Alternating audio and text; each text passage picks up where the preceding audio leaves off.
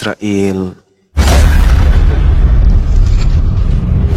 Sahabat-sahabat, dimanapun berada, saya Zulkifli M. Abbas mengharapkan sahabat-sahabat semua untuk kemudian mensubscribe, like, dan juga men-share channel kita ini. Salam Tauhid, salam satu Tuhan.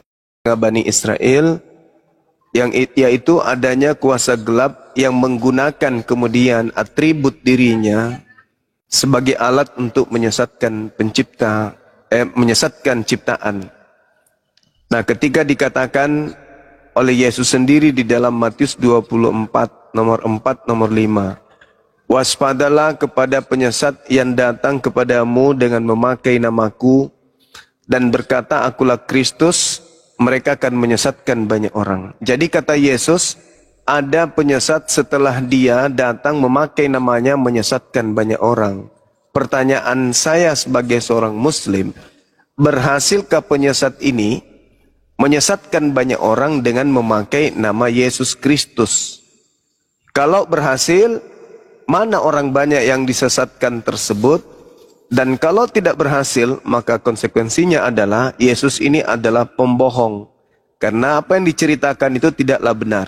Tapi kalau sampai benar, maka kita harus menemukan manusia banyak yang disesatkan oleh Kristus palsu ini itu mana?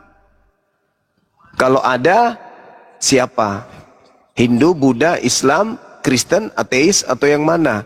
Orang banyak yang disesatkan oleh penyesat dengan memakai nama Kristus. Silakan. Oke, terima kasih Bang Zuma. Yang perlu sampaikan bahwasanya kata Tuhan di Islam dengan Kristen berbeda. Karena Tuhan di Kristen itu Lord. Penguasa, kekuasaan diberikan Allah Bapa, ya. Itu satu. Jadi jangan dipaksakan sama, karena di Kristen tak ada satu Tuhan yang menciptakan langit dan bumi. Lihat di kejadian, Allah yang menciptakan, sehingga Allah itu bagi Kristen Allah Bapa sendiri, Tuhan itu Allah Yesus, ya. Kristus, baca di Yudas 1 ayat 25 dan Korintus 1, Korintus 8 ayat 6. Jadi artinya Anda bilang penyesat, bro. Yang penyesat itu kalau terjadi apabila telah selesai kasusnya. Ini kan Yesus ngomong seperti itu sebagai wanti-wanti. Nyatanya 619 tahun berikutnya ada yang menyatakan dia adalah Yesus. Dibuat namanya Isa. Isa ya. Ya banyak kemiripannya, punya mama sama. Jadi kalau Anda menyatakan seperti tadi itu mengarah ke sana. Di Kristen itu tidak mengenal Isa, ya. Itu maksudnya. Lanjut, bro. Iya. Nah, inilah kalau penyesat yang berbicara, maka tentu akan bertolak belakang dengan fakta yang ada, baik secara historis maupun secara gramatikal. Jelas sekali Yesus berbicara kepada Bani Israel, bukan berbicara kepada Kristen. Yesus berbicara kepada Bani Israel ketika Bani Israel hidup bersama dengan dirinya. Datang di Bukit Zaitun, Guru, apa tanda kedatanganmu dan apa tanda berakhirnya dunia ini?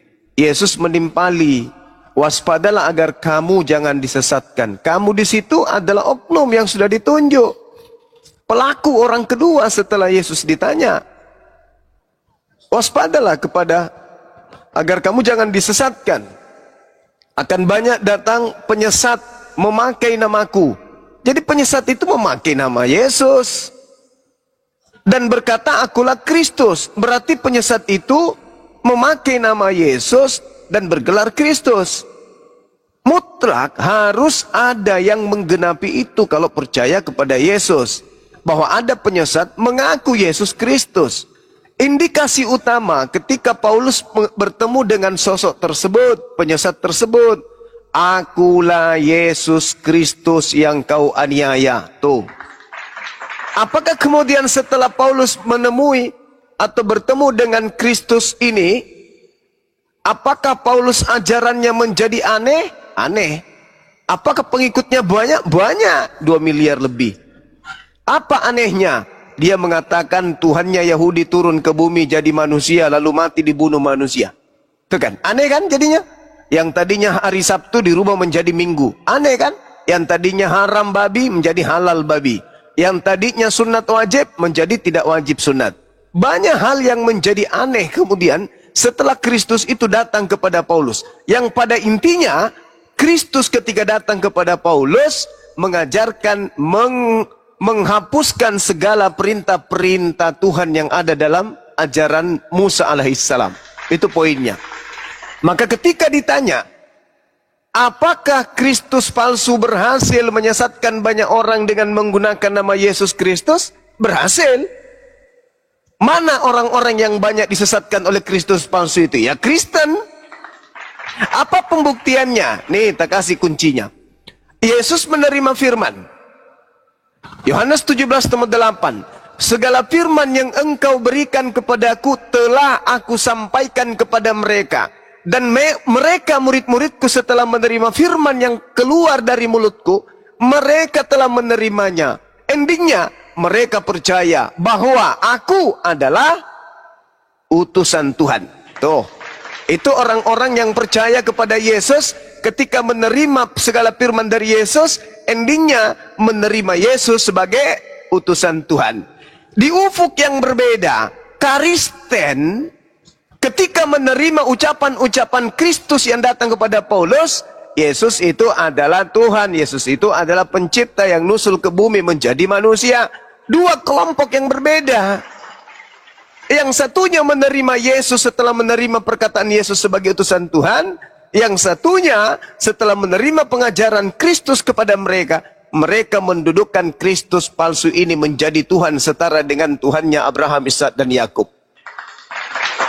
Jadi di sini ada dua Yesus yang kita temui. Yang pertama Yesus bagi orang Yahudi, yang kedua Yesus bagi orang Kristen. Jadi dua Yesus ini berbeda. Yesus yang mana yang menyesatkan? Yesus yang datang kepada orang Yahudi atau Yesus yang datang kepada orang Kristen? Yesus yang menyesatkan adalah jelas Yesus yang datang kepada orang Kristen. Dua Yesus yang berbeda. Sedangkan Nabi Isa alaihissalam ketika datang, Allah Subhanahu wa taala menjelaskan kepada baginda Rasulullah Muhammad sallallahu alaihi wasallam, "Wahai Nabiku Muhammad, aku akan menceritakan tentang berita gaib tentang seorang wanita bernama Maryam." Ketika kemudian Maryam ini datang di tengah Bani Israel, lalu melahirkan seorang anak bernama Isa putra Maryam, mereka menuduh Siti Maryam pezina dan mengatakan anaknya adalah pezina. Padahal hambaku ketika ia datang, dia berbicara, dia katakan, "Inni Abdullah atani al-kitab wa ja'alani nabiyan." Dia mengajarkan dirinya adalah nabi untuk kalian. Wa isqala Isa bin Maryam ya bani Israel inni rasulullahi ilaikum. Dia mengajarkan bahwa dirinya adalah nabi, dirinya adalah hamba Tuhan, dirinya adalah orang yang ditetapkan untuk mengajarkan ketetapan kepada Bani Israel. Tetapi ketika beliau datang, beliau malah dituhankan oleh orang-orang zalim di antara mereka. Maka di ujungnya kemudian Allah berkata kepada Nabi Isa, wa iskala Allahu ya Isa bin Maryam, anta qulta linnas. Wahai Isa, apakah engkau yang mengajarkan mereka untuk menuhankan dirimu selain daripada menuhankan aku? Nabi Isa mengatakan, tidak, aku tidak pernah mengatakan apa yang bukan hakku untuk aku katakan. Yang aku katakan kepada mereka, ani abdullah rabbi wa rabbakum.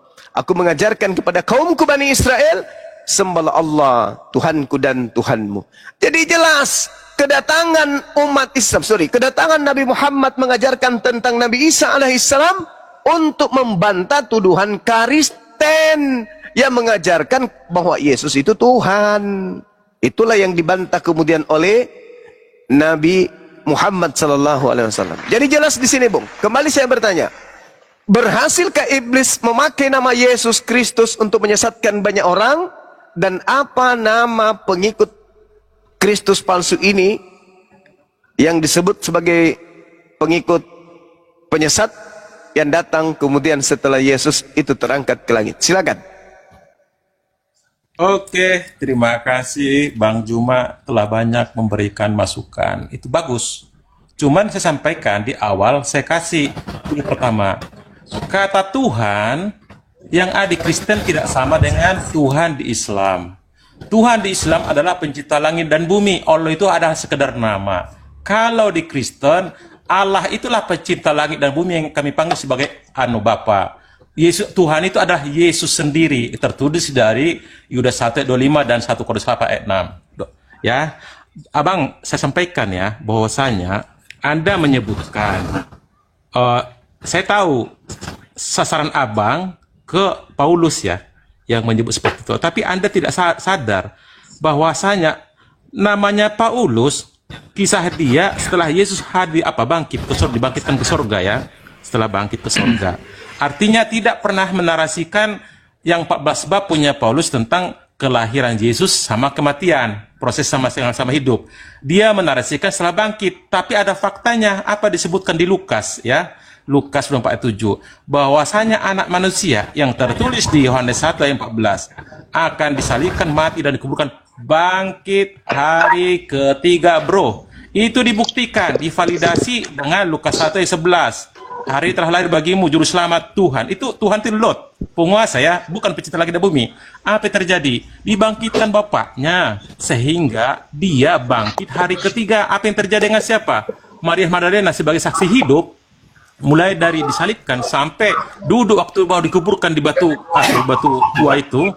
Apa yang terjadi? Hari ketiga bangkit. Dia datang, mau ketemu Yesus. Apa yang terjadi? Mau dipegang. Apa kata Yesus? Jangan pegang saya belum kembali ke Bapakku, Bapakmu, Allahmu, Allahku. Artinya, Tuhan Yesus itu menyatakan demikian, dia bukan seperti manusia lagi. Katakanlah ini kepada muridku. Apa yang terjadi? Maria langsung kocar-kacir pergi ke tempat yang 11 murid itu. Di rumah tertutup ya. Dikasih tahu apa yang terjadi. Aku telah melihat Tuhan bangkit, bukan Yesus. Langsung mendadak, Yesus datang tanpa nggak tahu dari mana. Orang itu ketakutan. Dikirain hantu, tapi dia buktikan sebagai Tuhan. Aku coba Anda itu. Pertama, namanya si Thomas kan nggak percaya. Aku percaya kalau saya pegang lukanya sama bekas tombak. Dipegang, baru percaya. Anda betul Tuhan Mesias. Terus kedua, aku mau makan ikan goreng, supaya nggak ketakutan. Mana ada hantu makan goreng? Setelah di hari terakhir ya, apa yang terjadi di Matius 28 ayat 19, itulah terakhirnya. Anda bilang ke Bani Israel. Jelas bang, yang namanya di Lukas 2 ayat 9 sampai 10 bahwasanya untuk segala bangsa. Tapi Anda bilang Bani Israel, padahal yang ngomong itu malaikat. Yesus ini ngomong waktu dia lagi dakwah. Tapi apa yang terjadi di Matius 28 ayat 19 itu? Baca bang, Matius 28 ayat 19. Bisa baca bang? Atau saya yang baca? Bang Zuma. Matius 28 ayat 11. Karena itu pergilah. Ini udah mau terbang itu, mau naik lo ke atas ini. Ini terakhir, last minute nih. Karena itu pergilah, jadikanlah semua bangsaku, bangsa muridku, termasuk Indonesia, termasuk negara Bang Juma, dan baptis mereka dalam nama Bapa, Anak, dan Roh Kudus. Itu pesan terakhir bang. Pesan terakhir itu di Matius 28:19. Jadi Anda jangan bilang Bani Israel. Ya, Yesus yang ngomong waktu berdakwah, tapi yang ngomong ini sekarang Tuhan loh ini. Dia telah Tuhan, posisinya kenapa dibangkitkan? Bukan sembarangan orang. Karena udah nunggu malaikat dua menemani dia naik ke atas. Orang itu 11 murid, ya terpaksa bergembira, pulang kan menyampaikan ini. Jadi itulah pesan Yesus sebagai Tuhan ya, karena nama dia tidak bisa hilang dan tidak akan berubah sampai selamanya. Artinya dia bangkit ke sorga, ya kembali ke siapa punya firman itu? Allah Bapa kan? Jadi di Kristen itu, satu intinya, sering kita bersalah paham, bahwasanya Tuhan di Kristen bukan pencipta langit dan bumi. Tuhan Yesus itu bukan pencipta langit dan bumi, tapi penguasa. Kalau bahasa Inggrisnya Lord, ya. Kalau Allah itulah pencipta langit dan bumi. Baca dari Kejadian semua. Allah berfirman, jadilah bumi. Tidak pernah Yesus berfirman atau Tuhan berfirman. Allah semua. Jadi Allah kami Bapa gitu dekat. Jangankan Tuhan jauh. Ini kami bilang Bapa lagi. Demikian, bro.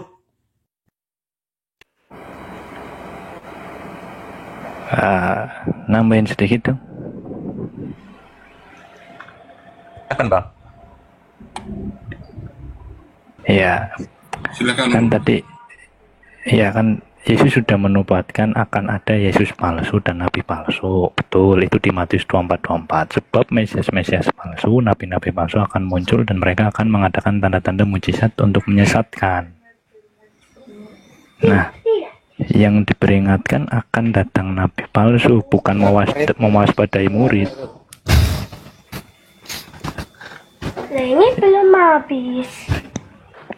Nah, nabi itu diberikan oleh si iblis, bukan oleh Tuhan. Di Galatia itu kan tertulis, sekalipun ada seorang malaikat dari langit memberitakan Injil yang lain berbeda dengan Injil yang telah kami beritakan kepadamu, terkutuklah dia. Kalau ada malaikat turun memberitakan ajaran baru, itu artinya sudah masuk ke dalam peringatan Yesus. Siapa yang datang setelah Yesus yang mengubah ajaran Yesus? Oke, boleh saya tanggapi? Ya, silakan Bang Suma. Iya, balik. Inilah kelebihan Kristen. Kelebihan Kristen itu di sini. Apa itu? Mereka ketika Yesus berbicara, seakan-akan Yesus itu berbicara kepada Kristen. Umat Paulus ini selalu kegeeran, selalu aja nyamar-nyamar domba. Di sini harus Anda pahami, ketika Yesus berbicara kepada kaumnya, ketika Yesus melontarkan kalimat, Yesus itu sedang berbicara kepada kaumnya. Sehingga kandidat penyesat dan orang-orang yang disesatkan itu adalah Kristen, Islam, Hindu, Buddha, dan seterusnya. Kita harus memposisikan Yesus itu sebagai guru yang ada untuk kaumnya Bani Israel. Jangan kita masuk ke dalam, itu rumah tangga Yesus. Jangan kita seakan-akan Yesus berbicara kepada kita. Sehingga ketika kita yang menggenapi nubuatannya, kita justru merasa tidak kena. Kenapa? Karena kita memasukkan diri kita ke dalamnya. Itulah yang disebut serigala berbulu domba. Dudukkan dulu perkaranya. Yesus ketika berbicara kepada orang-orang Yahudi muridnya, Paulus di situ bukan sebagai murid. Lukas bukan sebagai murid. Yohanes penulis buku Yohanes bukan murid Yesus. Penulis Matius juga bukan murid Yesus. Penulis buku Petrus juga bukan murid Yesus. Penulis buku Ibrani juga bukan murid Yesus. Jangan ketika ada data seperti itu disajikan, lantas kemudian kita ini kan diterangkan dalam Galatia. Justru Paulus inilah penggenapan dari nubuatan Yesus terhadap murid-muridnya. Jangan seakan-akan Anda mengatakan di dalam Galatia dikatakan begini. Loh, kalau begitu siapa kandidatnya rupanya? Orang Hindu tidak memakai nama Yesus menyebarkan Hindu ke seluruh dunia. Orang Buddha juga demikian adanya. Orang Islam juga tidak menyesatkan umat Islam dengan memakai nama Yesus Kristus. Tidak. Lalu siapa kandidatnya? Ya Paulus lah. Kecuali Anda ingin mengatakan Yesus itu pembohong. Kenapa? Karena kalau Anda memasukkan Kristen ke dalam golongannya Yesus, maka tak ada lagi yang menggenapi nubuatan Yesus itu. Satu-satunya yang menggenapi nubuatan Yesus akan datangnya penyesat dan banyak orang yang disesatkan dengan memakai nama Yesus hanyalah aliteng. Sorry ya Bun, ayah sorry ya. Di sini ada tamu saya. Sabar dulu. Makanya pertanyaan saya, ini yang ketiga kalinya buat saudara Kristen di sini. Berhasil tidak iblis, dalam bahasa Yunaninya itu planos, penyesat, penipu, yang suka berpura-pura mengelabui, menampakkan hal yang baik seakan-akan dianggap baik. Menampilkan sesuatu yang buruk tapi dipoles menjadi baik. Pertanyaan saya, berhasil tidak penyesat memakai, dengarkan, memakai nama Yesus dan penyesatnya berkata Kristus demi untuk menyesatkan banyak orang? Berhasil tidak? Kalau berhasil, mana banyak orang itu? Kalau tidak berhasil, berarti Yesus pembohong. Berhasil atau tidak berhasil? Silakan. Oh, terima kasih Bang Zuma. Anda saya lihat tendensius kepada arah Paulus. Ayo diskusi kita, nggak usah pakai gospel kitabnya Paulus. Kenapa? Perlu saya jelaskan, Paulus itu hadir setelah Yesus telah terangkat ke sorga ya. Tadinya dia itu disuruh oleh Imam Farisi untuk membunuh supaya jangan sekali-sekali ada orang mengajar tentang kisahnya Yesus yang telah bangkit itu akan dibunuh. Pertanyaan nanti saya apa setelah dia penting? Dikasih dengar dulu. Saya jawab dulu karena saya pertanyaan saya apa penting? Jadi yang Anda bilang itu berhasil Kak Iblis ya. Anda bilang itu perlu saya jelaskan. Yudas itu tahu, Saulus itu ada Paulus yang telah murtad dari Yudaisme jadi pengajar Yesus. Dia bukan nabi, bukan nabi dia ya. Dia adalah pengajar. Kami bilang sebagai rasul. Jadi jelas betul abang bilang di kisah Yesus sebagai guru betul, dan ada nyata di situ dia utusan selagi ada di Bible ya. Tapi setelah dia bangkit ke surga bukan guru lagi bro, tak dikenal sebagai dia guru, bukan, nggak ada lagi, udah selesai dia tugasnya. bukan guru, dia jadi intinya, Tuhan oleh penyesat. dengar kan saya Penyesat bilang gini, yang melantiknya menjadi Kan, Tuhan. Makanya dengar dulu. pertanyaan Tadi saya, Anda berhasil bicara, aku atau diam tidak tadi. berhasil? Ya, kamu diam dulu. Begini abangku, kan saya udah garis bawahi tadi. Kata Tuhan di Kristen adalah penguasa junjungan. Kenapa lari ke situ ya? Bukan pencipta. Kamu bilang Tuhan. Yang namanya Berhasil pencipta itu tidak adalah Allah Bapa. penyesat. Berhasil tidak penyesat memakai nama Yesus Kristus untuk menyesatkan banyak orang. Berhasil kagak menggunakan nama Kristus untuk menyesatkan orang? Dia kan orang yang murtad gitu loh. Tahu, kalau salah ajarannya seperti kalian punya namanya Barnabas dengan Thomas, salah itu bersalah nggak Berhasil Artinya begini. Ayo kita bernarasi gini. Anda bernarasi Berhasil tentang Paulus tidak. Tendensius. Ayo kita mainkan, nggak usah 4 gospel saja. 4 gospel, udah. Nabi Lukas, Muhammad Matius, pun Yohanes, bisa dan kau lain. dudukkan Bagus. di situ. Saya tidak berkeberatan ketika Anda mengatakan berhasil, yaitu Nabi Muhammad memakai nama Kristus, mengajar kemudian sejazirah Arab untuk menyembah Apa kepada hubungannya? Kristus. Berarti berhasil. Berarti berhasil Dengar, dan pelakunya adalah Nabi Muhammad. Tapi yang kita inginkan sini secara historis, secara gramatikal, berhasil Iya, atau secara tidak berhasil? gramatikal, Kalau berhasil siapa di Galatia pelakunya? 1 ayat 17, Kalau berhasil dengar dulu. mana orang banyak Kan- yang disesatkan itu? Dengar dulu. Sederhana kan? Silakan. Anda mengarahkan, saya tahu. Kan Anda mengarahkan sebagai contoh. Kan jelas Paulus itu berdakwah kepada yang tidak sunat kan di luar Yahudi. Apa yang terjadi di Galatia 1 ayat 17? Bahwasanya Paulus itu berkhotbah tempat yang tidak sunat, itu namanya Arab. Dia 3 tahun di Arab, baca. Galatia 1 17 dia diutus ke Arab itu bangsa orang yang bersunat dari sejak Nabi Ismail. Orang Arab itu bersunat dari sejak Nabi Ismail. Makanya ketika Mana Islam dalilnya, bro? datang, sabar dulu. Makanya ketika Kan, Islam sunat. datang, ketika Islam datang, tidak ada satu manusia Arab pun yang disunat. Kenapa? Karena mereka sudah bersunat dari sejak lahir. Itu tradisi dari moyang mereka, dari Nabi Ibrahim.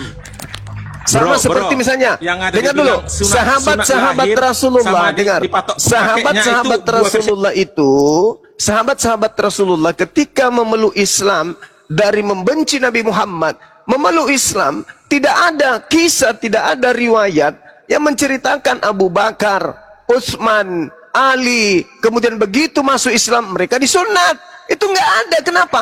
Karena mereka dari sejak kecil sudah disunat dari keturunan Abraham. Orang kedua bersunat setelah Abraham adalah Yishmael dan keturunannya sampai hari ini. Jadi jangan Anda katakan Paulus itu diutus ke Arab. Enggak. Gini, Paulus Bang, jangan itu, ngadi-ngadi. dengar dulu. Tunjukkan Paulus saya di itu Quran diutus Anda. kepada Surah berapa? orang Roma. Apanya? Abang yang Paulus. Gini bang, Anda ngawur. Putus-putus, Paulus Bunda. dibilang semua Paulus pada sunat. itu Di surah berapa? Paulus itu Bunda. mengakui dengan Suara Bunda putus-putus. di dalam Suara- Galatia 2 Gantian, nomor gantian, 8 Paulus sendiri mengatakan bahwa dia diutus untuk orang-orang yang tidak bersunat. Berarti non Arab dan non Yahudi. Galatia 1:17 baca dulu. Iya. Galatia 1:17. Galatia 1 nomor 17 Anda Galatia mundur di 1, data 17. nomor 15-nya. Sabar dulu. Dengar. Paulus mengatakan Justru aku Paulus itu diutus ke tanah kepada Arab. orang-orang non Yahudi. Kan gitu. Bang, Galatia 1 dalil ada tuh. Galatia 1:17 baca dulu jelas. Biar didengar 2.800 orang nih. Baca nomor Baca dengan 15-nya dulu. Aku Paulus Aku bilang diutus kepada orang-orang non Yahudi. Baca nomor 15-nya. Sinyal Gerunda Oke, kayaknya baca terganggu ya. Nih ya. Suaranya Ini, putus-putus Gerunda. juga aku tidak pergi ke Yerusalem mendapatkan mereka yang telah menjadi rasul semua, tetapi aku berangkat ke tanah Arab. Tanah Arab berarti kalau Paulus datang ke sana berarti ke orang-orang yang belum bersunat. Paham? Aduh. Ada dalil bang, bukan Paulus ngadi-ngadi. Galatia 1:17. orang-orang Arab itu orang yang sudah bersunat dari sejak Nabi Ismail. Belum, Kenapa bro. larinya kemudian kenapa larinya ke Petrus sunat? yang Paulus itu dengarkan dengar saya. dulu. Kamu jangan cocokologi dalam Ya. berdialog itu, jangan cocokologi. Jadi begini saudara, Paulus itu keluar Yerusalem, meninggalkan kemudian Yerusalem. Kamu baca di Kolose 2 nomor 16, nomor 17, nomor 18 sampai nomor 20. Paulus itu mendoktrin orang-orang di luar Yahudi untuk apa? Untuk menghilangkan seluruh hukum Taurat. Jadi kalaupun dia ke Arab, kamu baca Kisah Para Rasul 15, Kisah Para Rasul 21 nomor 15 sampai nomor 26. Bro. Selesaikan Apa sih dulu orang ini? 117 itu, bro. Loh, Iya, dia ini ke kan Arab. fakta. Anda Dia kejepit ke apa Arab, sih orang ngapain ini? ke Arab? Gimana? Ngapain dia ke Arab? Untuk berdakwah. Berdakwah untuk apa? Sibulus ada, Petrus ada. Berdakwah untuk apa? Dia berdakwah untuk apa? Apa ajaran dakwanya Paulus? Untuk tentang apa? Kristen. Ya tentang Kristen. Apa yang tentang diajarkan? Apa yang diajarkan? Jangan bersunat kan? Wakarah bin Naufal. Itu salah satu Jangan murid. bersunat. Perintah Paulusnya itu jangan bersunat. Galatia 5 nomor 2. Barang siapa yang menyunatkan kemudian ucoknya, maka Yesus Kristus tidak berguna baginya. Kau pelajari itu. Jadi dia pun kalau ke Arab, mengajar orang Arab untuk jangan bersunat. Karena orang Arab itu sudah sunat. Paham? Nah sekarang permasalahannya bukan di situ. Permasalahannya bukan di situ. Permasalahannya adalah berhasilkah iblis? Berhasilkah iblis? Ini yang kelima kali saya bertanya. Berhasilkah iblis menyesatkan orang-orang banyak dengan memakai nama Yesus Kristus? Pertanyaan saya kepada saudara, Paulus keliling dunia. Dalam hal ini dia menyeberangi lautan, menjelajahi daratan. Itu memakai nama siapa dia mengajar? Nama Musa, nama Daud, nama Salomo, atau nama Yesus Kristus? Silakan. Silakan. Paulus pergi kemana-mana menarasikan tentang ajaran Yesus, karena Kristen itu adalah pengikut ajaran Yesus. Selesai. Yesus tidak pernah ketemu dengan Yesus. Selesai. Berarti makanya Anda bicara gini loh, bro. Di 4 gospel itu Anda bicara, karena ada selisih waktu cukup panjang. Loh, oke, udah. Anda sudah. Iya, udah. Anda sudah mengakuinya bahwa yang berhasil memakai nama Yesus menyesatkan banyak orang itu ya Paulus. Sudah selesai. Apalagi? Tapi ajaran itu kan mirip dengan yang 4 gospel kan, Bang? Apa ajarannya yang mana? Woi. Ajarannya yang mana? Di Matius, Markus, Lukas dengan Yohanes kan mirip dengan apa yang disampaikan siapa? Paulus. Apa? Iya. Dengarkan saya, Bung. Ketika dia mengatakan jika ada yang mengajarkan Injil, meskipun malaikat dari langit yang mengajarkan Injil, selain daripada Injil yang kami beritakan, terkutuklah dia. Dengan kata lain, Paulus sudah mengutuk penulis Injil Lukas, Injil Markus, Injil Matius, Injil Yohanes, kan begitu. karena Bible yang diajarkan Paulus itu, Bible yang diajarkan oleh Paulus cuma 13 Bible, 13 kitab. Bukan 14, yang diajarkan 14. Bukan Lukas. Ibrani masuk tuh. Ibrani bukan tulisan Paulus. Sampai hari kan ini mengarah ke sana juga memang sih. Tidak diketahui siapa penulisnya. Dominasi. Jadi selesai ya. Betul. Udah terkenapi ya bahwa penyesat itu adalah Paulus yang memakai nama Yesus ya. Ya. Bang, izin Bang. Enggak, saya dulu tanya apa. Di mana dalilnya di surah Quran Anda bilang semua pengikut Rasul itu udah disunat di dalam perut? Di mana? Mana surah berapa itu? Maksudnya apa ini? Kamu baca kitab Kejadian 17. Kejadian 17. Jangan kau mematahkan jangan kau putuskan silsilah sejarah. Silsilah Nabi Muhammad itu berasal dari Nabi Ismail. Kamu copy paste. Anda copy paste. Apa ini? Baca dulu. Kalau Anda menarasikan gitu, ambil Kejadian ya. Baca Kejadian 16 ayat 11 sampai 12. Baca dulu.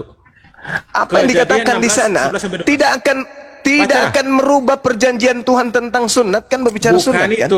Kau baca Kejadian 17. Kejadian 17 tidak bisa kau rubah.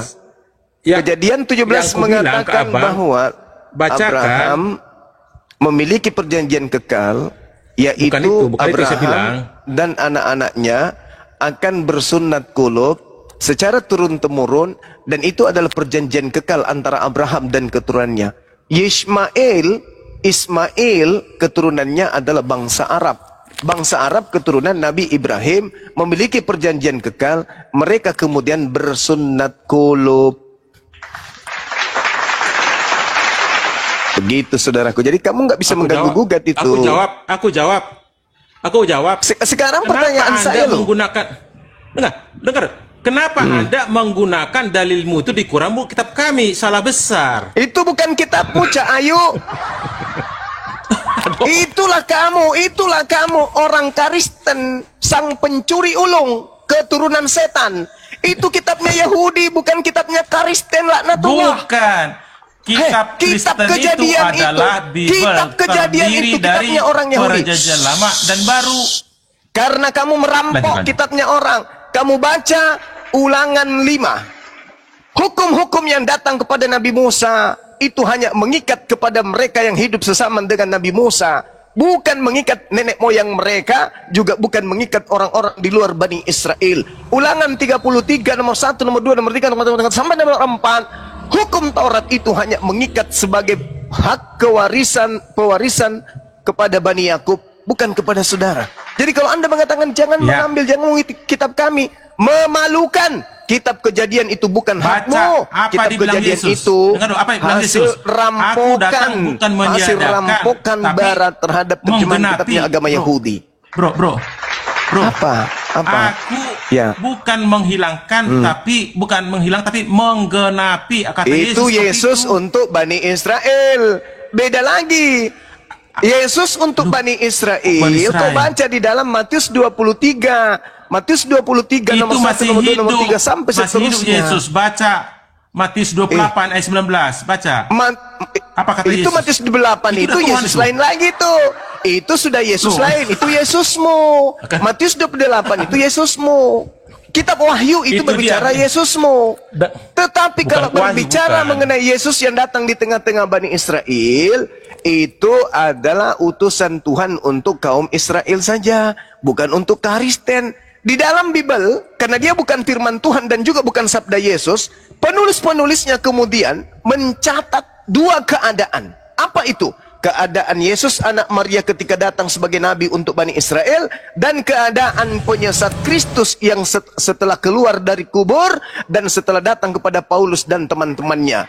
Kitabmu merangkum dua keadaan Yesus. Yesus yang asli, Yesus yang palsu. Dua-duanya digabung menjadi satu cerita di dalam Bible-mu. Lalu kamu sebagai penganut Kristen, jangan congor. Kasih tahu dalilnya. Di ayat berapa baca merangkum namanya. Itu kan idemu sendiri. Orang dengarkan saya. Di surah Paulus sendiri mengatakan. Dalil. Ya. Di surah Paulus sendiri mengatakan di dalam 1 Korintus berapa? 11 nomor 4, Paulus mengatakan bahwa ada Yesus lain. Kemudian Yesus juga mengatakan ada Yesus lain. Kemudian orang yang ditangkap yang sedang dihakimi kemudian oleh Mahkamah Agama juga mengatakan ada Yesus lain. Yesus juga mengatakan ada Yesus lain. Bang, kamu asal jangan bernarasi sembarangan ya. 1 Korintus 11 ayat 24 saya bacakan ya. Dan sesudah itu mengucapkan syukur atasnya, ia memecah-mecahkan roti, berkata padaku, serahkan bagimu, perbuatan ini menjadi peringatan akan aku. Ini kok ada hubungan dengan apa kamu kadang-kadang ini? Kalau ambil ayat kami, jangan sembarangan coba. Anda bernarasi 1 Korintus 11 ayat 24. Lari bro, dengan yang saya sampaikan. Di mana? Gitu bacalah. Di 1 Korintus 11 ayat 24, baca bro. Salah. Jangan tawa. Masih keliru. 2 Korintus. Loh, masa keliru? 2 Korintus, oke. Tadi Anda bilang 1, saya catat. Oke, saya baca 2 ya. Kita harus objektif, bro. Oke. Sorry, kamu salah. 4. Gak apa-apa. Kamu salah, bukan data 4, bukan data 4. Nih, data 4, bukan data 24. 2 Korintus 11 bukan Korintus, ya. Korintus. Loh, jangan ketawa. 2 Korintus 11 ayat berapa, Bang? 4, bukan 24. Hei. 4. Silakan kamu baca. Nih. Ya. Apa dia yang dikatakan di situ? Apa yang dikatakan? Lanjutan daripada sabar, santai kita. Ini masih tentang Paulus yang tidak mementingkan diri sendiri ya. 2 Korintus 12 kan? 11. Jangan abang ini. Jangan kok kayak Paulus tambah-tambahin. 2 Korintus 11 ayat 4. Sebab kamu sabar saja jika ada seorang datang memberitakan Yesus yang lain daripada yang telah kami beritakan. Dia ketawa. Justru ini ya ke Anda loh ini. Dengar loh, si Paulus ngomong apa yang ada Injil palsu 611 tahun berikutnya, inilah di barangnya.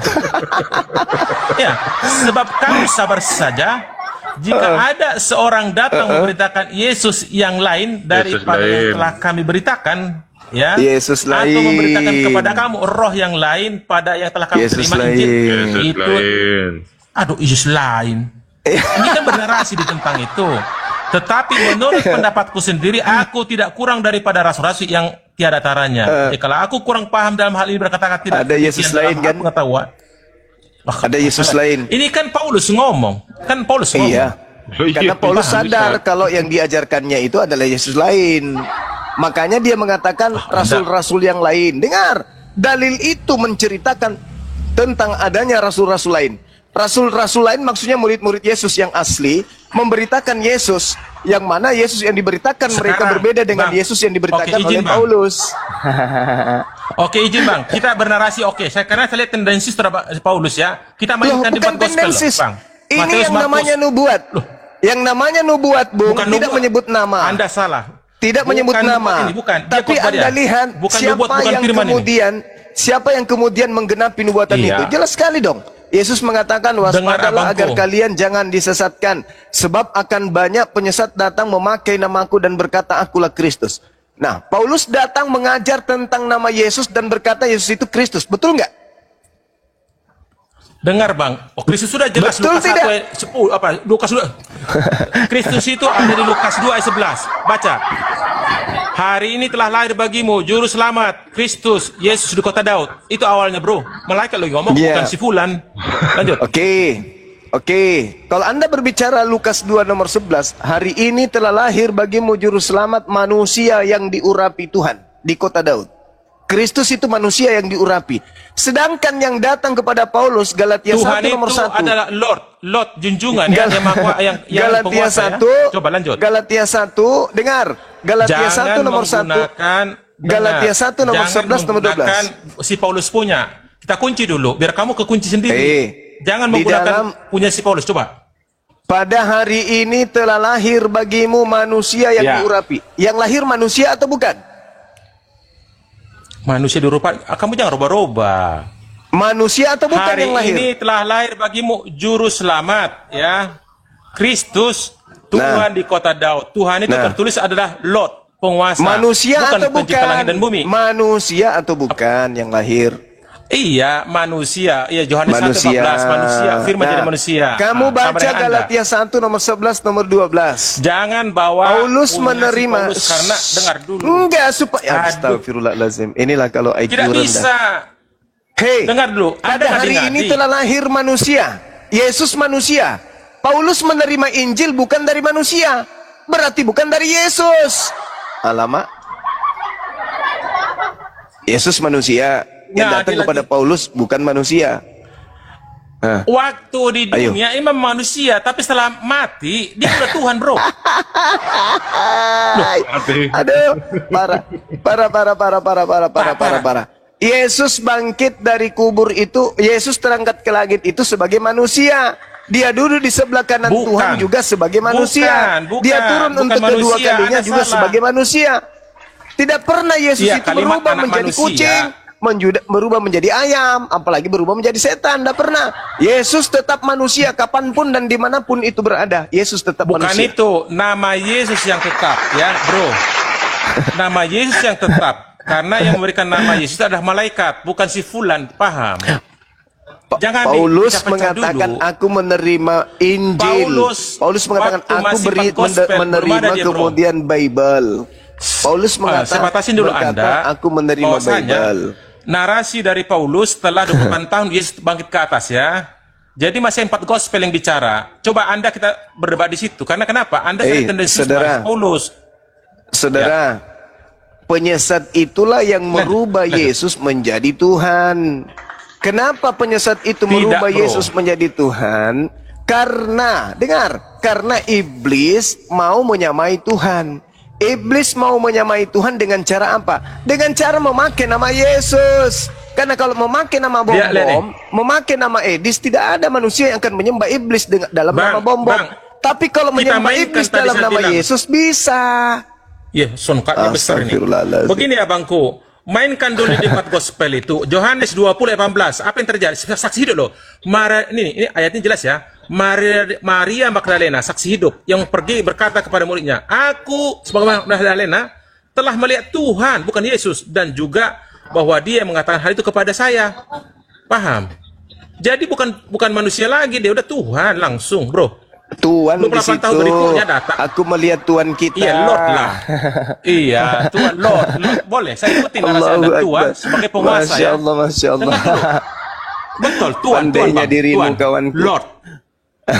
Bukan. Pandainya dirimu. Di Kristen, Yesus itu adalah Tuhan, bukan Tuhan kayak kalian punya pencipta langit dan bumi.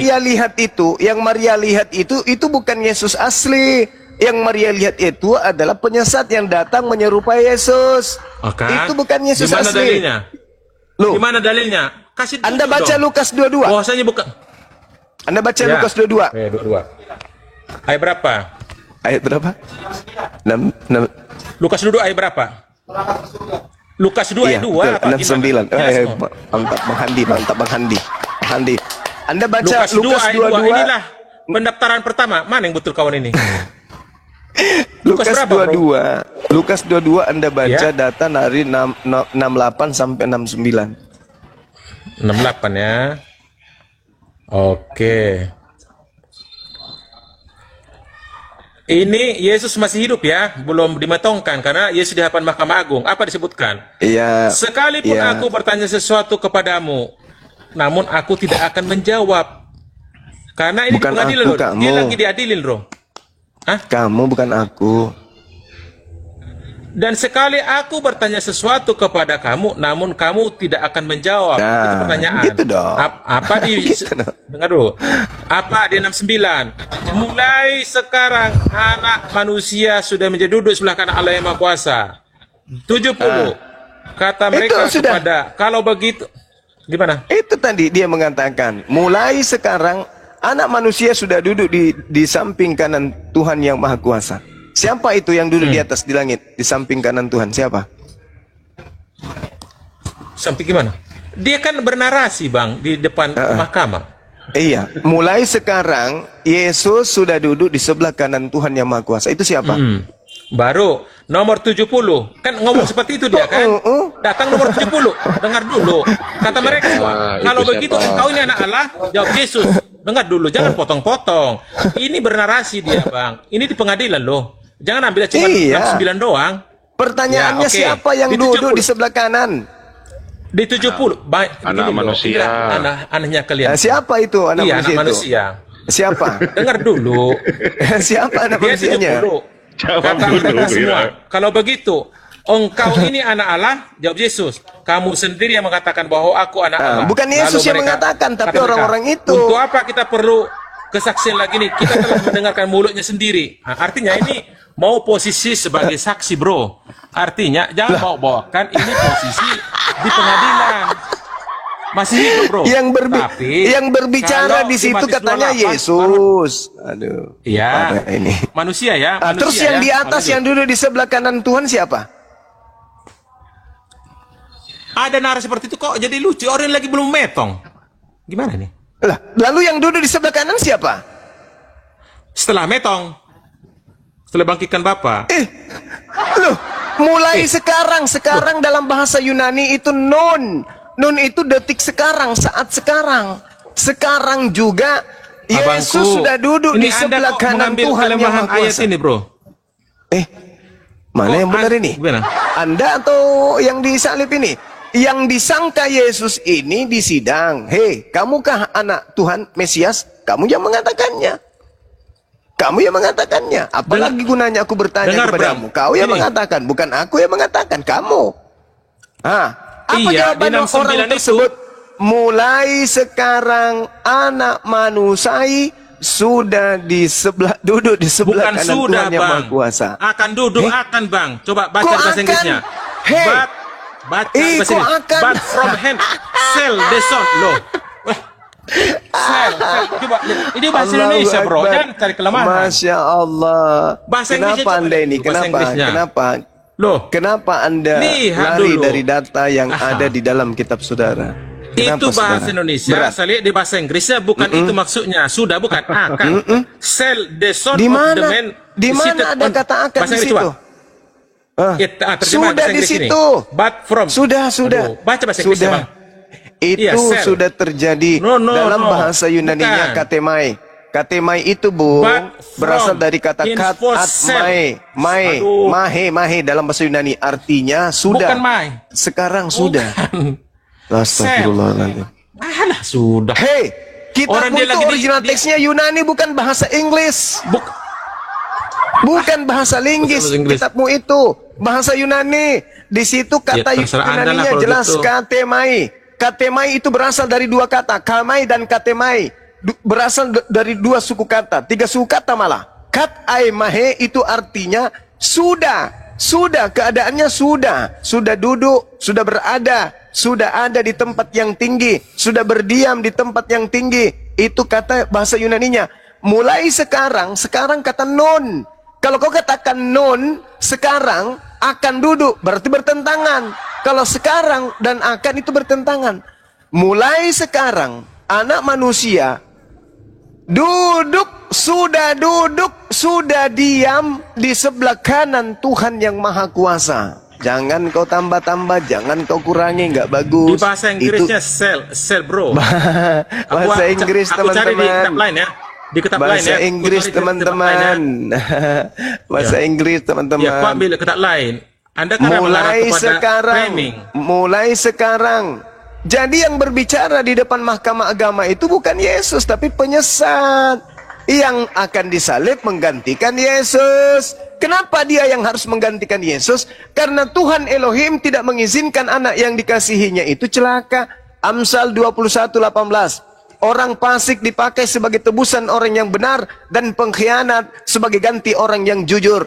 Berarti siapa pengkhianat? Yudas. Siapa orang fasik? Yudas. Kenapa Yudas disebut fasik?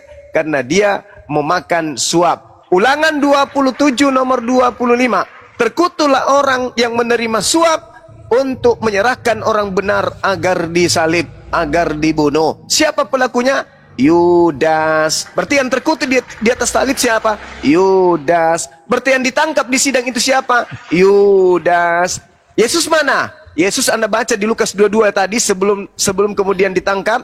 Anda baca Lukas 22 nomor 43-44. Yesus berkata kepada Tuhan, Tuhan, sekiranya mungkin cawan ini biarlah berlalu, tapi bukan atas kehendakku, tetapi atas kehendakmu. Maka seorang malaikat datang dari langit, mendatangi Yesus, memberikan kekuatan kepada Yesus, sehingga dia bersungguh-sungguh berdoa, dan peluhnya seperti darah yang menetes ke tanah. Artinya ketika malaikat turun ke bumi menjemput Yesus untuk terangkat ke langit, maka setelahnya yang disangka Yesus adalah Yudas sang pengkhianat. Maka Yudas yang ditangkap, Yudas yang disalib, Yudas yang dikubur, Yudas juga yang keluar dari tanah, dan Yudas juga yang Kristen sembah hari ini dalam nama Yesus Kristus. Halilintar. Itu fakta. sorry. Jadi gini, aku tetap Aku berada di duniaku. Oh, nggak apa-apa. Itu kan masalah. Mau halilintar, mau jadi apa, nggak apa ya. Ya, artinya gini, abangku. Anda Iya, silakan. dengar dulu. Kita kalau bernarasi kan, saya juga mengambil juga dalil bahwasanya bahasa Indonesia itu kan Anda bilang lemah karena banyak terjemahan Quranmu juga lemah. Aku ngomong di situ, Anda bilang sudah. Nyatanya di bahasa Inggrisnya sel. Nggak paham saya arti sel itu ya. Bahasa Yunaninya Lanjut. nun.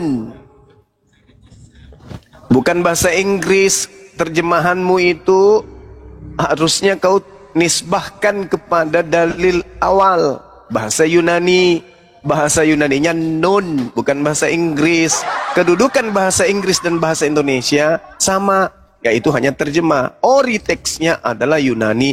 Yunaninya mengatakan nun. Nun itu artinya sekarang. Artinya apa? Ketika dia disidang, apakah engkau adalah Mesias? Kamu yang mengatakan. Apakah engkau Yesus anak Maria? Kamu yang mengatakan. Apakah engkau Yesus anak Yusuf, tukang kayu? Kamu yang mengatakan. Apakah kamu Yesus Kristus? Kamu yang mengatakan. Coba Anda lihat original teksnya. Dia tidak mengatakan, aku yang mengatakan, tapi kamu yang mengatakannya. Oke. Berarti itu tuduhan. Sekarang itu tuduhan imam-imam kepala. Silakan. Oke. Sekarang saya bantah pengomonganmu itu kalau di dalil Markus 14 ayat 2. Baca. Markus 14 apalagi? Markus 14 itu Bukan. Kamu kan ambil di Lukas. Ini jawaban huruf merah. Yesus menjawab, akulah dia dan kamu akan melihat anak manusia duduk di sebelah kanan. Akan loh. Paham? Kamu lihat data itu. Kamu lihat data itu di Markus 14 yang Markus 14 kan maksud lo? Dengar dulu, kamu ambil di Lukas yang tendensius, kamu menangnya dibilang sudah. Saya buktikan di Markus, sama-sama Yesus di hadapan Mahkamah Agung. Coba baca, di Markus 14 ayat 62, baca dulu. Semua muslim ada 3.400. Ayo, lagi kumpul semua nih, lagi hari Minggu nih. Baik. Kamu membawa Markus 14, camkan baik-baik. Ayat 62, baca dulu, jangan camkan. 62, Baca dulu, baca dulu. Saya tahu, saudaraku. Tenangkan pikiranmu, dengarkan perkataan saya. Saya kasih data di dalam Lukas 21 nomor 8. Waspadalah kepada penyesat yang datang kepadamu dengan memakai namaku dan berkata, akulah dia. Akulah dia. Kamu membawa Markus 14 nomor 62. Akulah dia. Penyesat itu berkata, akulah dia. Berarti Yudas berkata, akulah dia. Bukan Yesus. Akulah dia itu adalah simbol untuk murid-muridnya. Ketika dinasihati di dalam Lukas 21, apa kata Yesus? Wahai murid-muridku, iya paman, waspadalah kepada penyesat yang datang kepadamu dengan memakai namaku dan berkata, aku. Sabar dulu. Penyesat itu berkata, akulah dia. Sekarang Anda membawa data Markus 14 nomor 60-an, 62. Anda berdalih itu Yesus karena dia telah berkata, akulah dia. Tunggu dulu.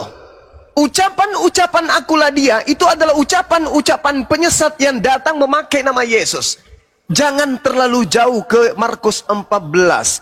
Yohanes 18 nomor 5. Ketika Yesus ingin ditangkap, ada orang di sana mengaku Yesus Kristus. Lihat cerita itu. Ketika Yudas dan tentara Romawi datang ke tempat persembunyian Yesus dan murid-muridnya, mereka bertanya kepada mereka yang datang.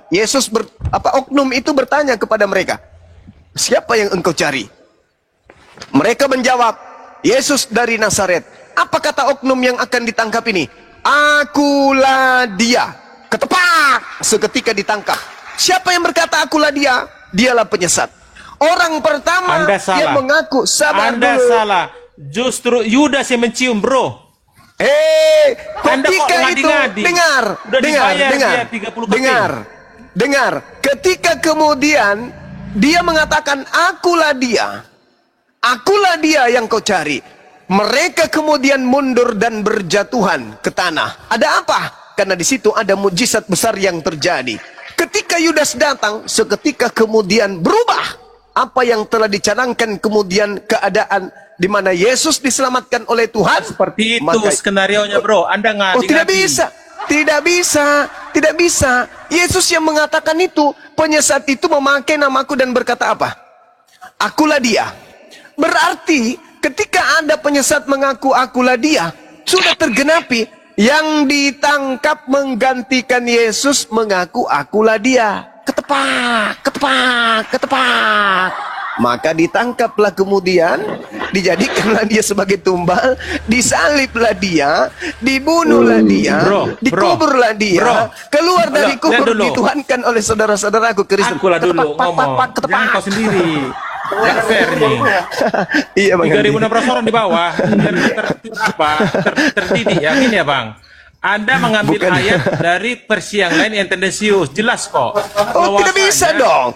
Tidak bisa dong. Kita ini orang yang muncul belakangan, harus belajar Bible itu. Diam dulu. Aku tadi diam tadi. Aku dulu bernasi. Mau bantah nanti. Yudas itu telah bergabung oleh dikasih para imam. Supaya apa kodenya? Kalau ku cium nanti, ku peluk, tangkap dalam keadaan hidup.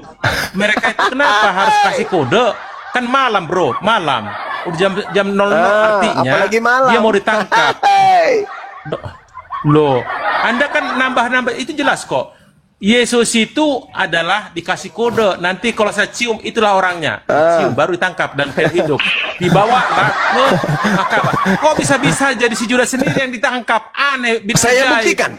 Boleh saya buktikan kalau itu Yudas, boleh? Boleh. Oke. Boleh. Jadi antara Yudas dan Yesus jumlahnya berapa orang? Yudas beserta ke-11 murid tambah Yesus berapa orang? 13 semua dengan Yesus. Oke? Anda baca Markus yang Anda bawa. Mundur sedikit di data nomor 50. Semua murid lari meninggalkan Yesus. Nah, ketika sudah ditangkap orang yang mengaku akulah dia di sini, berarti tinggal 2 yang tinggal di sana. Siapa itu? Yesus dan juga Yudas. Ke-11 murid sudah pada berlarian. Anda baca Markus 14. Tiga jadinya. Dengar, Siapa? 3 orang, Bang. Siapa yang satu? Satu Yudas sendiri yang mencium tadi, satu Yesus, lagi? satu orang yang disebutkan siapa. Itu kan nggak ada jelas siapa orangnya itu. Masalah generasi. Tidak ada itu. Kamu jangan menambah-nambahkan dalil. Di situ tinggal 2. Ketika kemudian Yesus murid-muridnya lari, sabar dulu, gantian, nanti Anda tanggapi. Ketika murid-muridnya semuanya berlarian, yang ada di sana hanya tentara Romawi. Yang ada di sana hanya Yudas dan juga Yesus. Apa yang terjadi ketika orang yang disangka Yesus sudah ditangkap, di belakangnya masih ada seorang pemuda menggunakan kain lenan. Ketepak, ketepak. Ini siapa yang menggunakan kain lenan ini? Yang kemudian lari melepaskan kain lenan dalam keadaan telanjang. Kita lihat di dalam Yohanes 13 nomor 4. Yesuslah yang menggunakan kain lenan. Dengan kata lain, Yesus lari melepaskan kain lenan dan Yudas yang ditangkap dari tadi. Itu yang betul, tol. Oke. Sehingga baca sabar. Di Matius 27:25. Sabar. Loh. Sehingga orang ini digiring kemudian di mahkamah agama. Ketika sampai di mahkamah agama kemudian Petrus ditanya, apakah kau mengenalnya? Tidak. Yohanes ditanya, apa kau mengenalnya? Tidak. Murid-murid ditanya, tidak. Telanjang ya? Tunggu, sabar dulu. Maka ketika orang ini disidang, apakah engkau Yesus? Apakah engkau Yesus? Apa kata orang tersebut? Apa kata orang tersebut? Host. Mulai sekarang juga Yesus sudah duduk di sebelah kanan Tuhan yang Maha Kuasa. Ketepak, pak. Aku jawab sekarang ya. Berarti dengar. Berarti tergenapilah apa yang tertulis di dalam Ulangan 21 nomor 22-23. Apabila ada orang melakukan dosa yang sepadan dengan hukuman mati, lalu kau salibkan dia, jangan kau biarkan mayatnya semalam-malaman di atas pohon, sebab siapapun yang dikutuk oleh Elohim, jangan kau biarkan mayatnya menyentuh kemudian tanah yang diwariskan nenek moyangmu kepadamu. Nah, Paulus menulis Galatia 3 nomor 13. Kristus telah menebus kita dari kutuk hukum Taurat dengan jalan menjadi kutuk karena kita, sebab ada tertulis, terkutuklah orang yang mati digantung di tiang salib. Siapa yang terkutuk? Berdasarkan Ulangan 27:25. Yang terkutuk Yudas. Siapa yang fasik? Yudas. Siapa pengkhianat? Yudas. Siapa penerima suap? Yudas. Siapa yang kerasukan iblis? Yudas. Siapa yang celaka menurut Yesus? Yudas. Siapa yang dikutuk menurut Yesus? Yudas. Berarti yang pantas disalib oleh iblis adalah Yudas. Yesus mengatakan dalam Yohanes 14 nomor 30, Yesus mengatakan begini. Iblis penguasa dunia telah datang, dan sedikit pun iblis tidak berkuasa atas diriku. Berarti ketika iblis berkongko-kongko dengan Yudas, iblis berkongko dengan imam kepala mahkamah agama orang Farisi untuk menangkap Yesus, mereka sedikit pun tidak berkuasa untuk melakukan itu.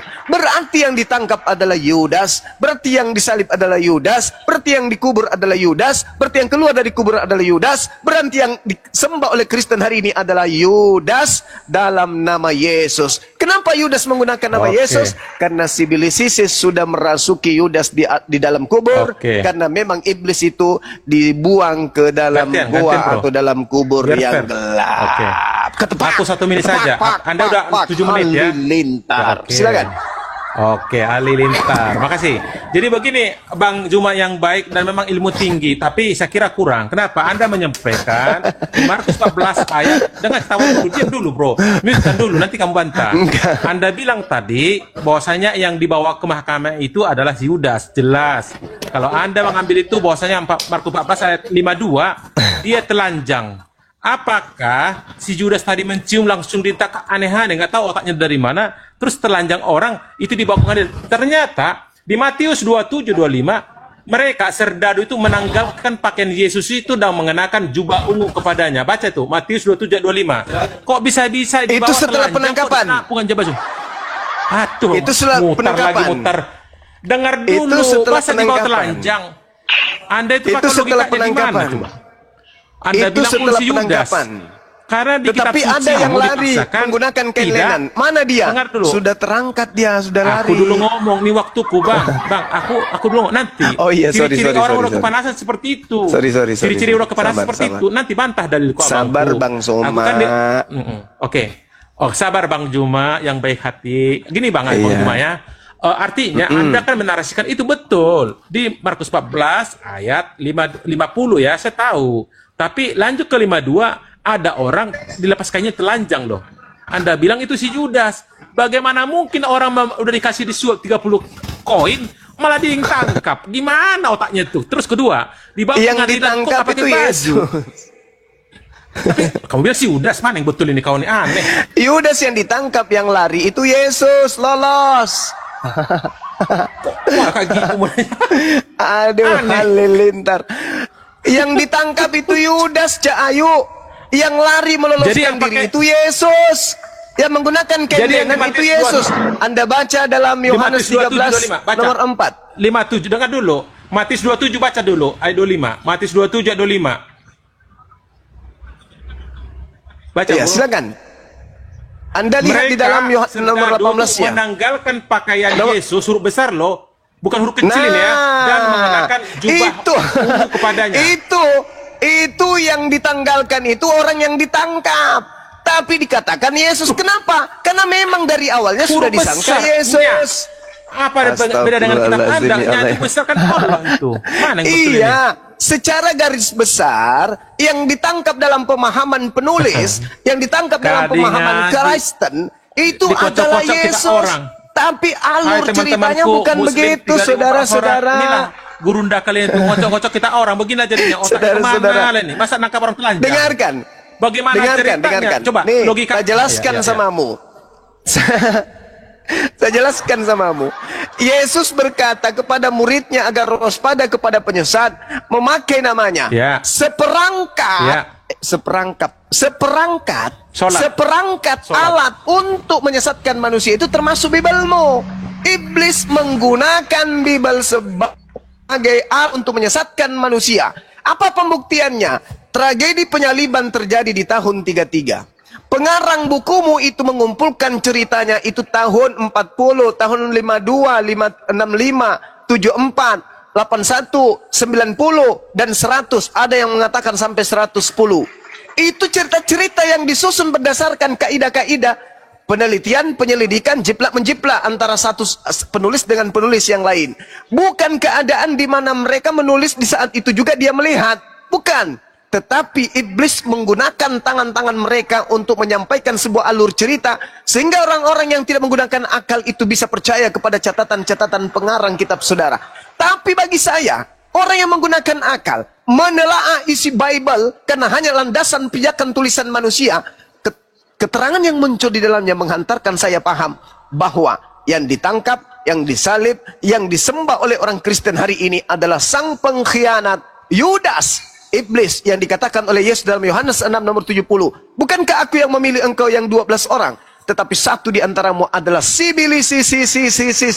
Itulah yang kamu sembah, yang kemudian dimanfaatkan oleh iblis nama Yesus untuk ditempelkan kepada yang disembah itu, untuk disembah oleh banyak orang. Mana indikasi kuatnya? Nih, tak kasih data. Di dalam kitabmu Yohanes 12 nomor 38 sampai nomor 40. Apa kata Yesus?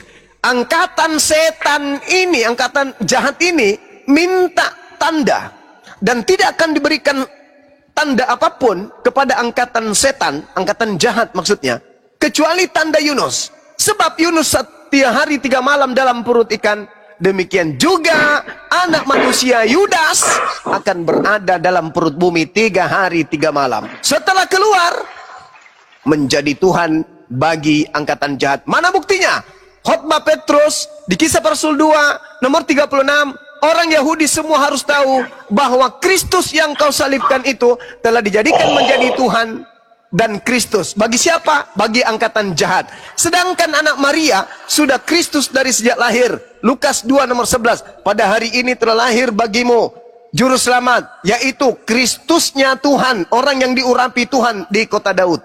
Yesus dari sejak lahir sudah Kristus. Sedangkan yang disalib baru dijadikan menjadi Kristus bagi angkatan jahat. Berarti kalian yang percaya kepada kebangkitan hari ketiga adalah pengikut atau keturunan atau manusia yang kerasukan sibilisisis karena percaya kepada kebangkitan pada hari ketiga. Sedangkan murid yang asli itu tidak percaya kepada kebangkitan. Mana buktinya? Murid Yesus tidak percaya kepada kebangkitan. Anda baca Lukas 24 nomor 36, 37 sampai nomor 40. Anda baca kemudian Lukas 24 nomor 9, 10, 11, 12 sampai nomor 12. Murid-murid Yesus tidak percaya akan kebangkitan gurunya.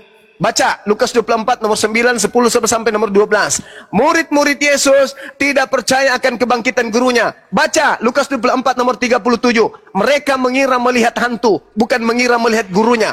Anda baca Matius 28 nomor 18. Mereka ragu akan orang yang keluar dari kubur. Itulah bukti angkatan benar tidak menerima tanda-tanda kebangkitan dari hari ketiga. Yang menerima tanda kebangkitan hari ketiga hanyalah angkatan jahat alias sibilisisis, si pekok, ketepak. Nanti Anda bantah ya. Silakan. Jadi gini abangku, itu cukup banyak tapi agak lama saya menjawabnya. Ini ya. Pertama, abang bilang tadi yang ditangkap itu adalah Yudas. Dalilnya ada bro. Di Markus 14 ayat mulai 43. Pada waktu Yesus masih berbicara, muncullah Yudas, salah seorang dari ke-12 murid itu, bersama-sama segerombolan orang yang bawa pedang pentung disuruh oleh imam kepala dan ahli Taurat ya. Orang yang menyerahkan dia telah memberitahukan tanda kepada mereka. Orang yang akan kucium, dengar. Orang yang akan kucium kata si Yudas. Itulah dia, tangkaplah dia, bawa dia dengan selamat. Paham? Itu dalilnya ada.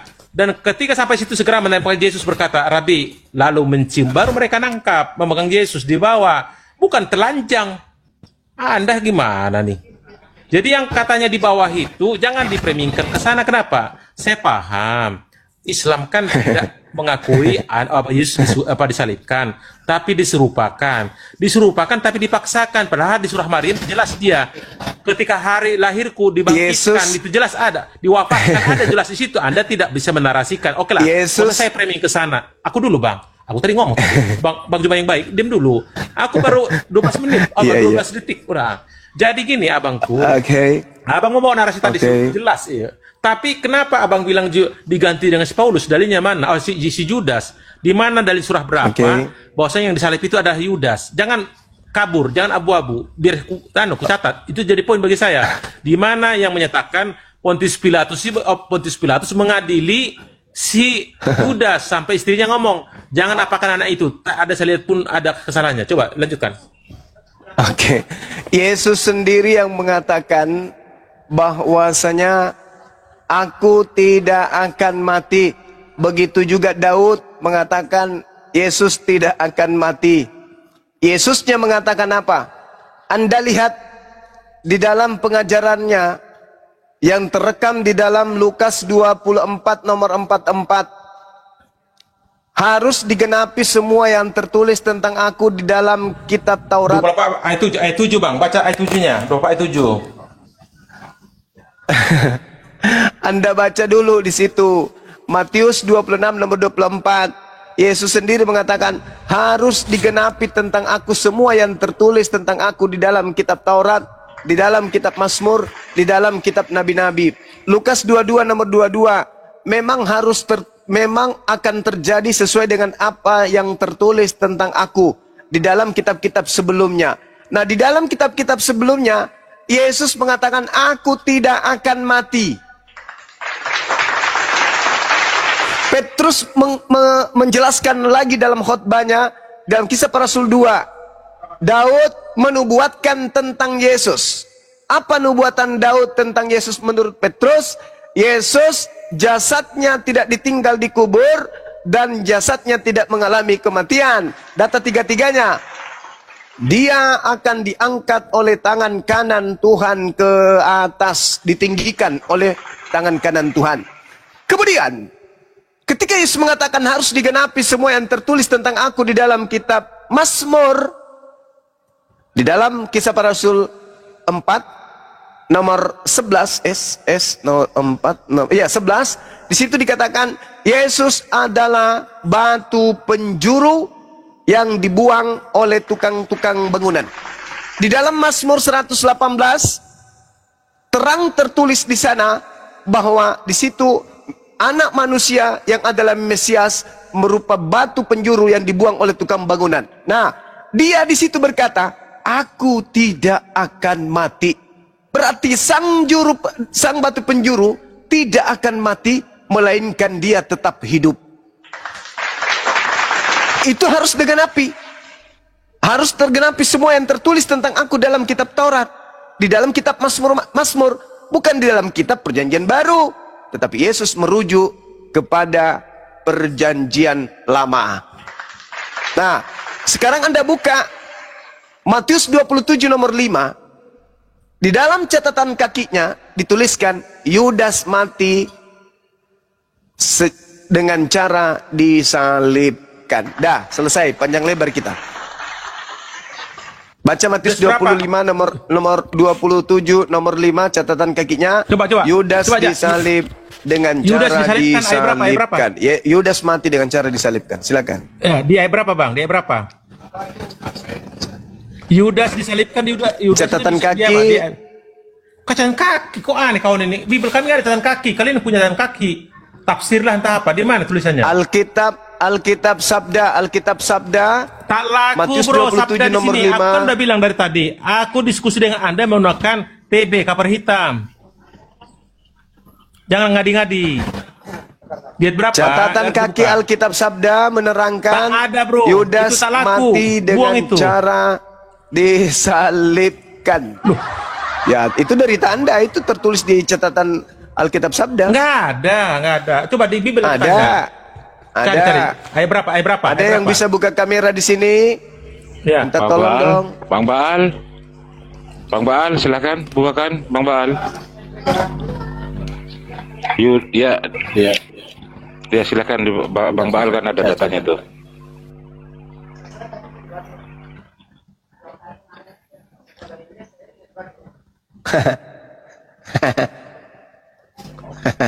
Kita diskusi Bang, kita nggak apa-apa, santai aja.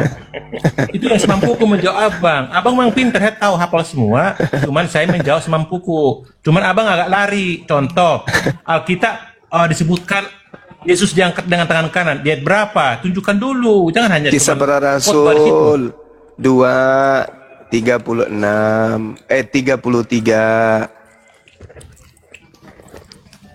Mazmur 118. Nggak ada hubungan dengan Mazmur itu. Nggak ada hubungan dengan Mazmur itu. Kok nggak ada hubungannya? Tidak. Yesus mengatakan, aku memang harus meninggalkan dunia ini. Mazmur itu adalah harus meninggalkan dunia ini. Petuah, paham? Kidung Aku itu puisi. meninggalkan dunia ini. Aku meninggalkan dunia ini sesuai dengan apa yang telah dituliskan tentang aku di dalam Mazmur. Yesus sendiri yang mengatakan itu. Disebut kitabnya Mazmur. Lukas 24:44. Ketepak. Bukan. Hai. Begitu saudaraku, begitu yang tertulis. Bukan, dengar dulu. Mana tadi? Alkitab Sabda Paralel. Dalilnya tadi mana? Jangan Anu. Ya, silakan Bang Baal. Jadi kalau yang Bapak bilang itu tadi Allah ini Bang. Anda menggunakan KPR 2 itu sebagai merupakan khotbah Petrus. Yang saya bilang semua narasi tentang Paulus itu ada setelah Yesus 28 tahun naik ke sorga. Baru bernarasi iya. Ya. Makanya bilang penyesatnya Anda memang kalau muncul setelah berdiskusi itu. dengan saya, tak kunci Anda cuma 4 gospel, kita mainkan. Aku datangkan di gospel 4 itu. Penyesat muncul setelah Yesus tak ada di bumi. Nah, Alkitab Sebagai sabda contoh.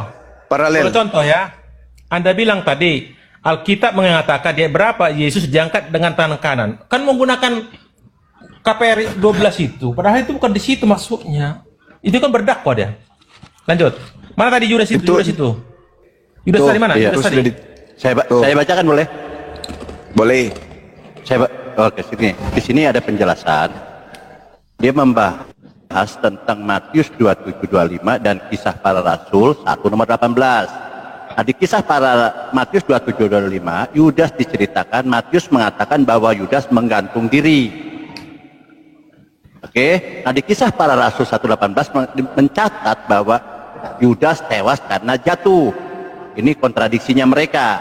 Nah, kesimpulannya di sini bahwa menjatuhkan diri atau jatuh di sini dikatakan dengan menggantung pada masa itu, hanya dilakukan dengan cara disalibkan.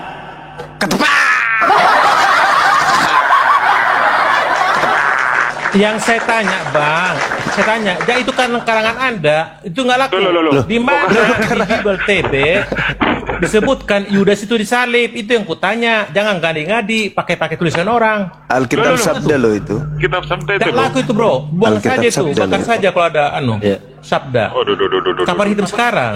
itu punya Kristen itu. Iya. Link resmi Kristen.